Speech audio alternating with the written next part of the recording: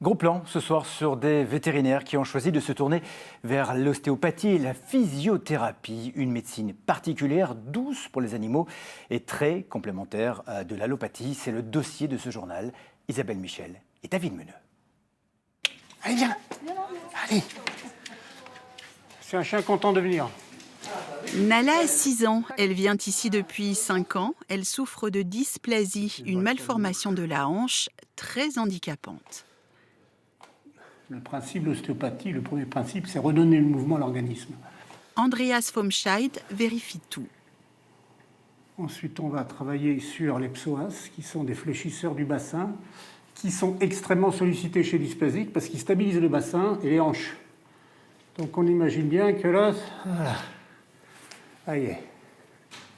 Les relations qu'on peut avoir avec nos patients, elle est libérée de la peur de la piqûre, de la peur de manipulation douloureuse. Chez le chien, on apprend très vite à faire attention parce qu'ils ont des dents. Hein. Et les chats ont des griffes en plus. Et ils s'en souviennent. Et ils s'en souviennent bien. Hein, fille?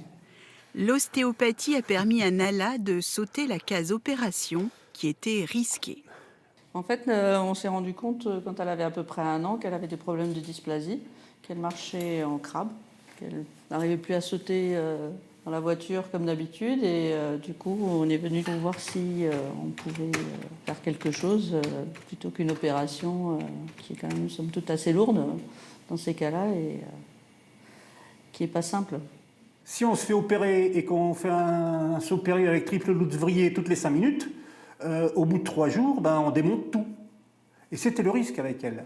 Donc il y a à la fois le fait que ça soit trop instable et l'intervention était juste limite, et d'un autre côté, le comportement de Nala faisait que ce n'était pas raisonnable d'opérer un chien qu'on n'aurait pas pu tenir tranquille suffisamment longtemps pour la cicatrisation osseuse.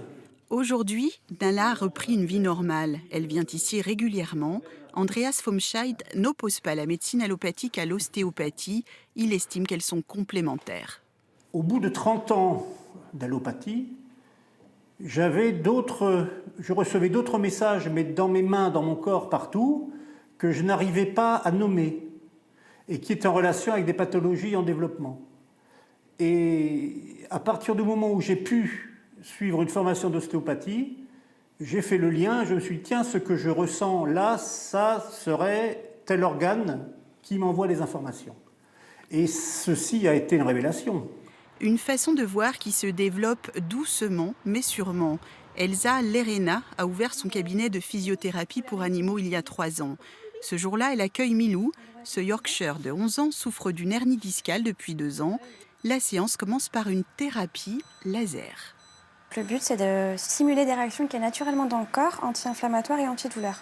Donc on traite à la fois son genou parce qu'il a des douleurs suite à sa luxation de rotule, et on a traité également son dos parce qu'il avait des contractures, des dorsalgies pendant un petit moment. Donc là, on le fait surtout en entretien. Oui, super. Ensuite, place à la plateforme d'équilibre. Objectif, renforcer les muscles de Milou en douceur. Ça travaille, hein. Il ne fait plus de crises douloureuses. Bon, il a encore des hernies discales, mais qui ne sont pas à traiter chirurgicalement. Du coup, dès qu'il a un petit peu mal, là, on a une séance par mois. S'il a nouveau mal, on revient et on augmente les séances à tous les 15 jours, voire une fois par semaine s'il faut. Mais en tout cas, il n'a plus besoin d'anti-inflammatoires ni de médicaments. Milou, allez, saute. Je pense que j'ai cherché à avoir une relation différente avec l'animal. J'ai plus de choses invasives que je vais faire avec mes patients.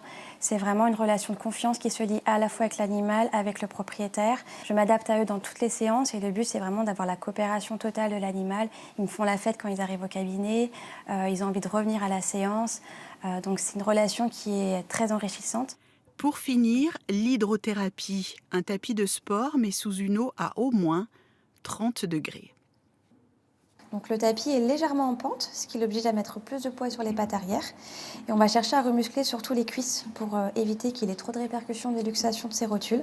La thérapie par le mouvement et la douceur. Chaque semaine, Elsa Lerena accueille une 50aine de patients souffrant d'arthrose ou ayant subi une opération, une kinésithérapie adaptée aux animaux qui ont, eux aussi, des exercices à faire à la maison.